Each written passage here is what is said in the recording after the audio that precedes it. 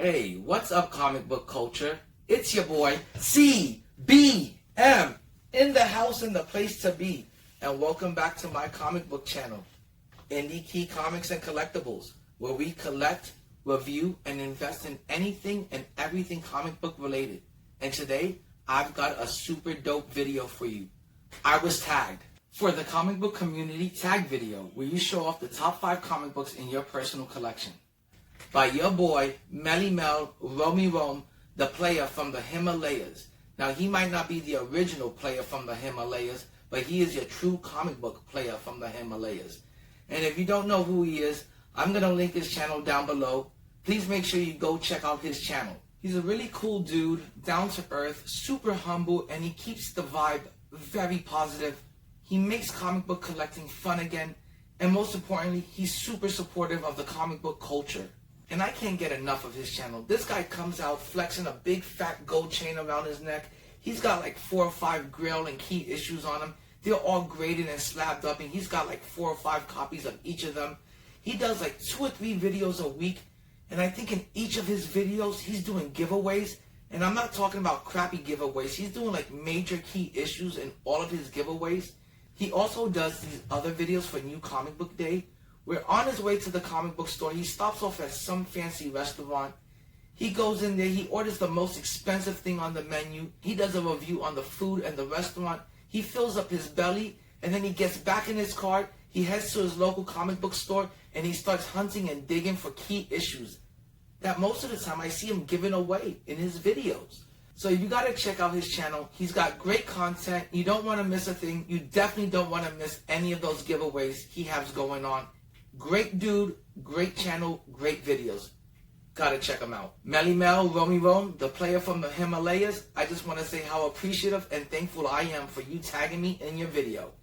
Thanks, my dude. And I believe it was Alex the Comic Hoarder who started up this tag video for the comic book community. I don't know about Alex and his channel. He's got a great channel. This guy is full of knowledge and information. He is a databank of comic book information.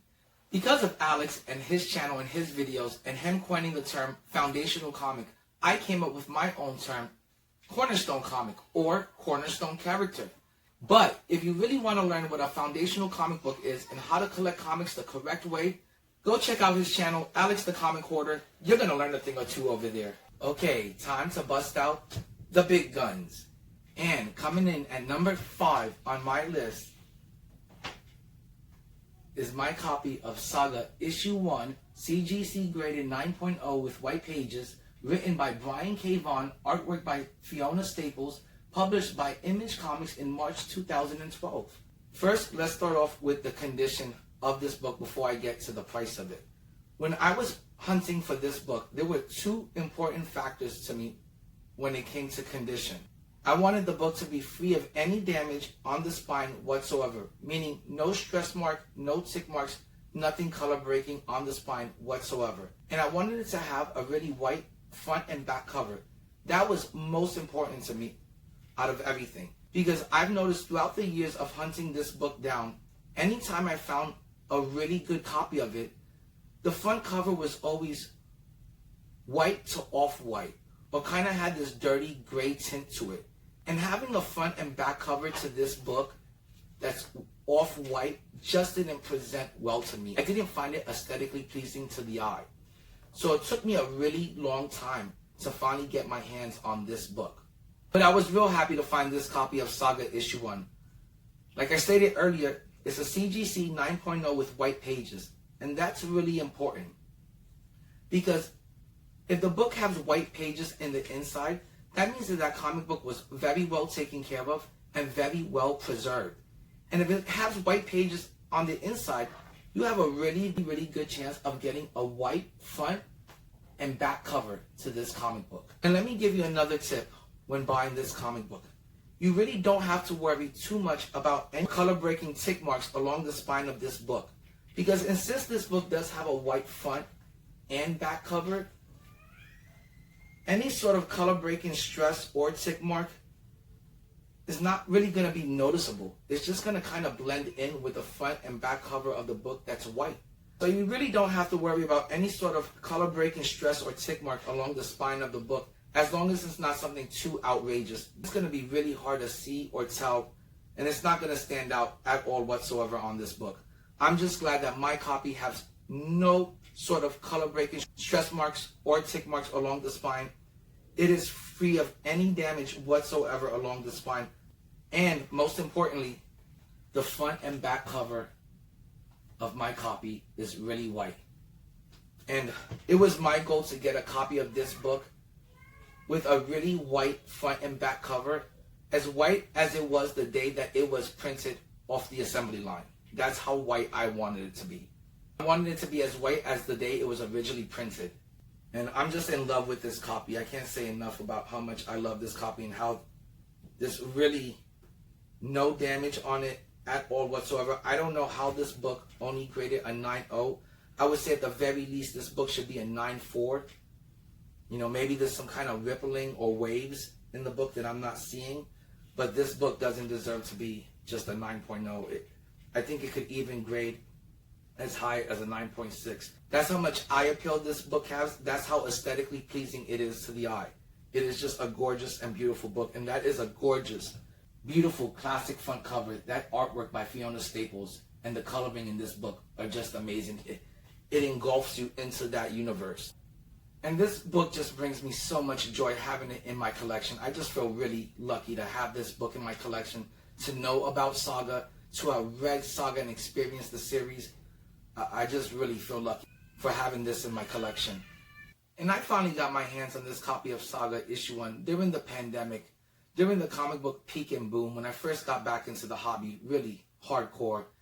And I want to say I paid about $125 for this book at the time. And I think everybody had an asking price of about $200, $250. So I got really lucky, and I got one heck of a deal on this book, especially at this grade and the way it presents. Like I said, it's just in beautiful condition.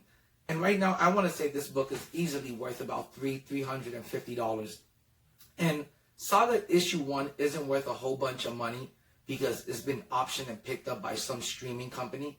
Saga issue 1 is worth a lot of money just because of word of mouth and people speaking so highly of the series. Whenever I run into a comic book collector that tells me they don't know about Saga or they haven't read Saga, I tell them shame on you, and that's a tragedy, because Saga is easily a top 5 to top 10 independent comic book of all time.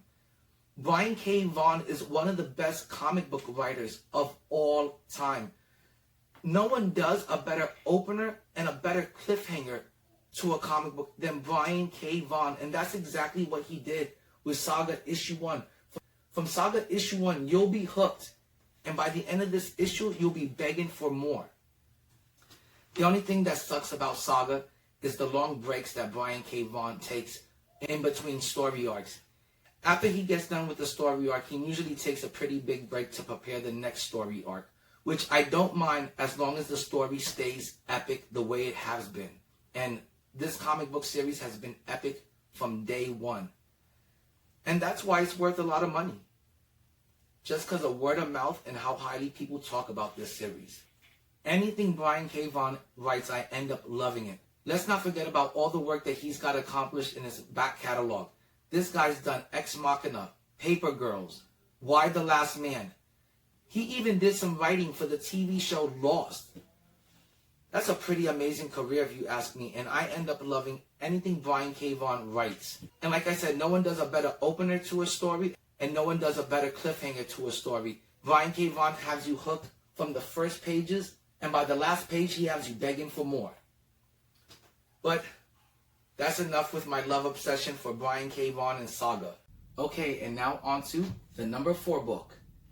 Okay, I'm really excited and hyped up to show you guys this next independent key comic book. Yes, it is another independent key comic book. I guess that's why they call me Indie Key Comics. Should be more like Indie King Comics. But I'm really excited and hyped up to show you guys this book. And that's because there was a lot of excitement and hype around this book from day one before it was even released.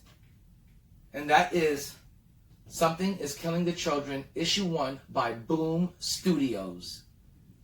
And I love a lot of things that Boom Studios has been putting out. like Grimm and Something is Killing the Children.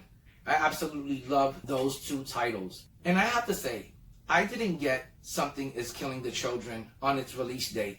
I remember I was at a Coliseum of Comics. A guy named Richard had suggested the book to me. He was like, hey, you should get Something is Killing the Children. It's a really good independent horror title.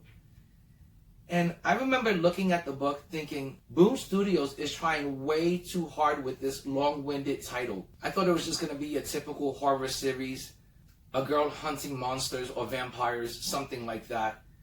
And I passed up on it. And boy, was that a mistake. Because before this book was even released, there was already news that it had been optioned and picked up by Netflix for a TV show. So I should have known that there was something special about this book, that it hadn't even been released, it wasn't even tested out on the market yet, and it had already been optioned and picked up for a TV show by Netflix. I should have known right there and then to have picked it up, but for some reason I kind of passed up on it. And about 2 years later, during the pandemic, during the comic book, boom and peak, the hype train for this comic book was still going strong. I mean, really strong. And it didn't look like it was slowing down anytime soon.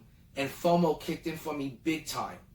CGC graded 9.8, had an asking price of anywhere from $1,200 to $1,800. That's how much a 9.8 of this comic book was fetching. And I was like, oh my God, I've got to get my hands on this comic book.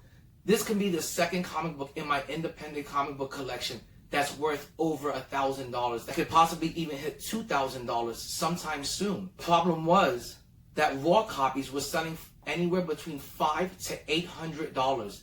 And it didn't matter what kind of condition they were in. They were just flying off the shelf. I seen copies of Something is Killing the Children issue 1 that just looked god awful, that was selling for $400 or $500. And I just wasn't going to pay that much for a comic book that was in low grade. I wasn't going to pay that much for a modern day comic that just came out that I should be able to easily find in a 9.8 condition raw. I don't even think I would have paid $500 to $800 for a raw copy that looked like it could have possibly graded a 9.6 to a 9.8. I just wasn't going to cough up that kind of cash for a modern independent comic book that just came out about a year or two ago. I was like, I'm not going to do it.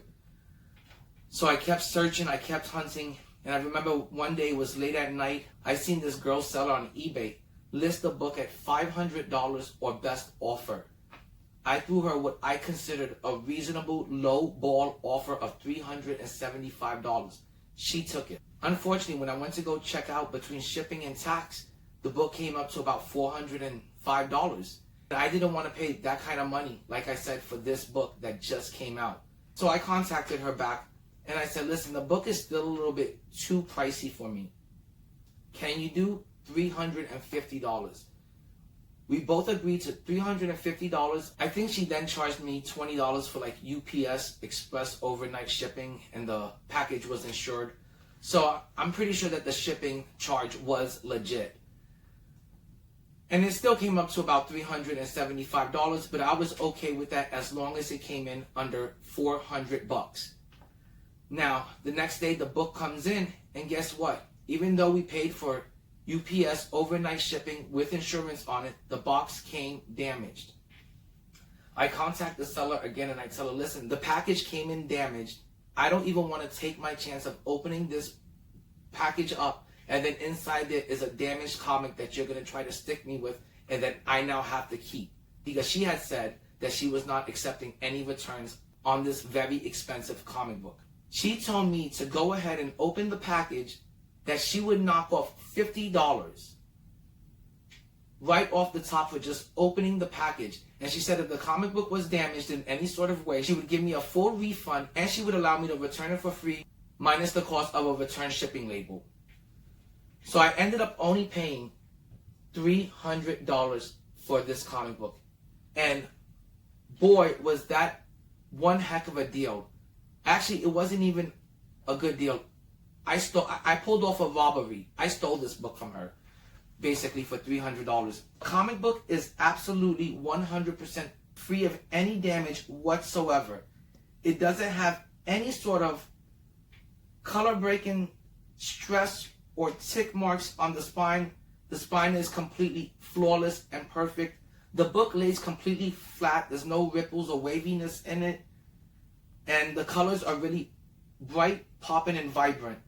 And this book should easily grade a 9.6 to a 9.8. And when I do send this book off to get CGC graded, I'm definitely going to get this book cleaned and pressed. To me, after a good pressing and a cleaning, this book is going to be a guaranteed 9.6 to 9.8 for sure. If you can find Something Killing the Children, issue 1 right now below $300, I highly recommend and suggest investing in this comic book before they announce any sort of actress for Jessica Slaughter, before they drop any sort of trailer. By that time, it'll be way too late.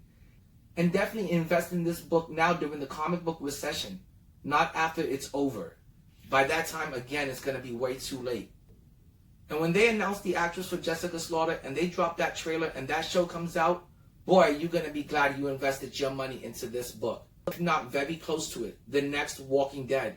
It's going to surpass The Last of Us. It's going to become the next Buffy the Vampire Slayer.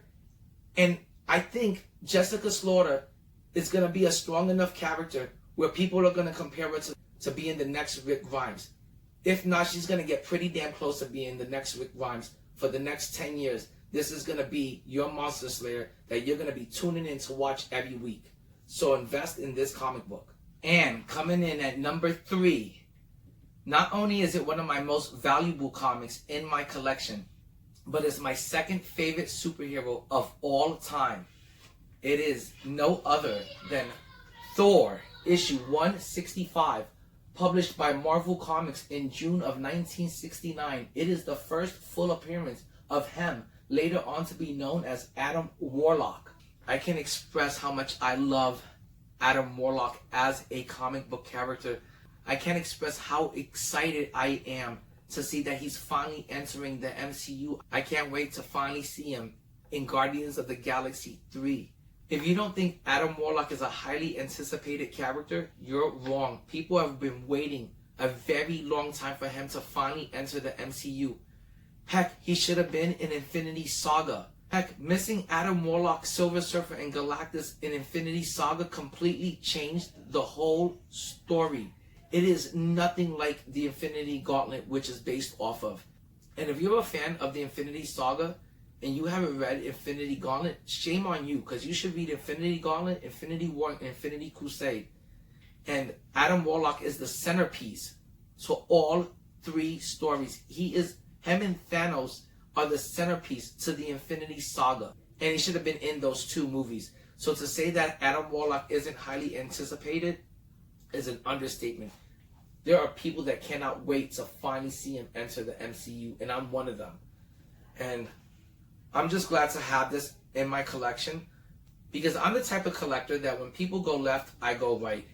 Meaning that while people were busy buying up issue 1 of The Last of Us, which I knew was going to drop in price during the off-season, the season finale to that show aired, the value of that comic book started going down, just like I knew it would, because I'm an experienced collector, and that used to happen to Walking Dead during the off-seasons. So while people were busy buying The Last of Us, I made sure to go out and get the key issues of Adam Warlock, and this was one of them. And I bought this, like I said, while everybody was busy buying The Last of Us issue 1, and I got it for $3.75. I highly recommend and suggest, if you can get this book for $3.75 and under, for a 6.0 to a 6.5, that's a great jumping on point, and that's also a great investment.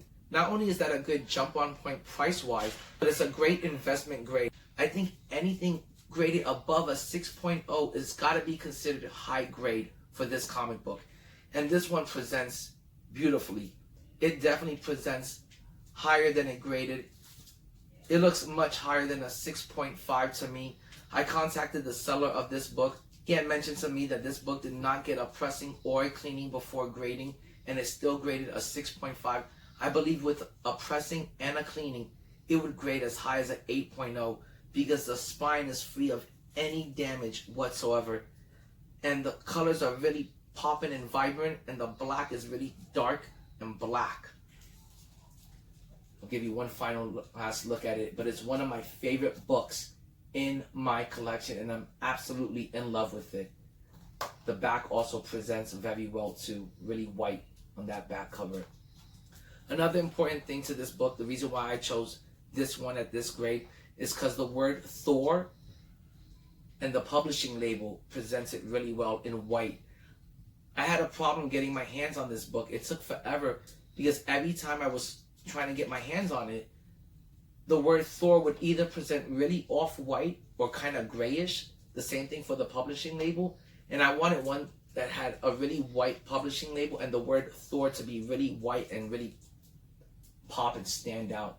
And this one was really white. The whole cover is really like popping and vibrant.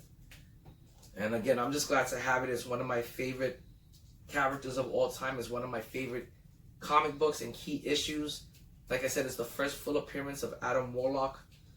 And it's an epic battle between him and Thor. As you can see, Thor's on the front cover.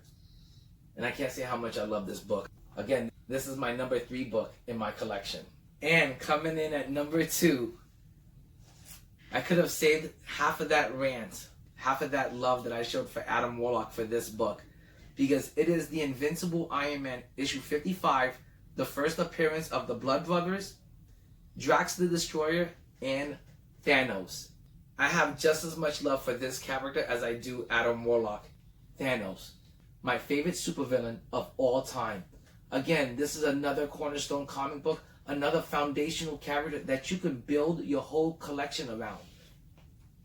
And I have built my whole Marvel collection around the Infinity Gauntlet, the Infinity War, the Infinity Crusade, Adam Warlock, Captain Marvel, Silver Surfer, Thanos, Quasar, Galactus. I can just go on and on about how much I love the Marvel Cosmic Universe and how important it is to build around that one character you love. So I love the Silver Surfer. He's my cornerstone character. He's my foundational character. And building off of him led to building off of the Infinity Gauntlet. Building off of that led into Adam Warlock, Captain Marvel, Quasar. The list just goes on and on, you know. Thanos, Drax the Destroyer, the Infinity Watch. It's just too many to mention. But building off of just those foundational pieces just led to like so many key issues, so many key and grail comic books in my collection.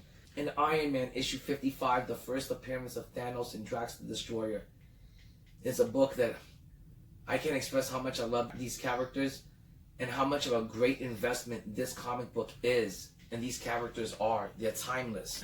I really hope they don't kill off Drax the Destroyer. Let's get to my number 1 book.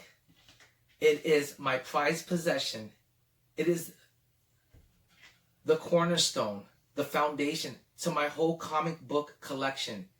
If you get your hands on this comic book, you could literally build a $15,000 collection just collecting this one series, this one title. And that is none other than The Walking Dead, issue 1. Black Label, one of the first 1,400 copies ever printed of The Walking Dead, issue 1. And I'm beyond glad and happy. I feel blessed to have this in my comic book collection. I'm just in love with The Walking Dead, everything with this series. I've been in love with it since day one. It's a cornerstone comic book for sure. It's a foundational comic book. It's something you could build your whole comic book collection around. And what I mean by that is that you can just collect The Walking Dead. And if you complete it from issues 1 to, what was the final issue? I think it was like 193. And you get all the variants and you get all the issue 1 variant covers. Raw, I think that collection is worth, $7,000, $8,000.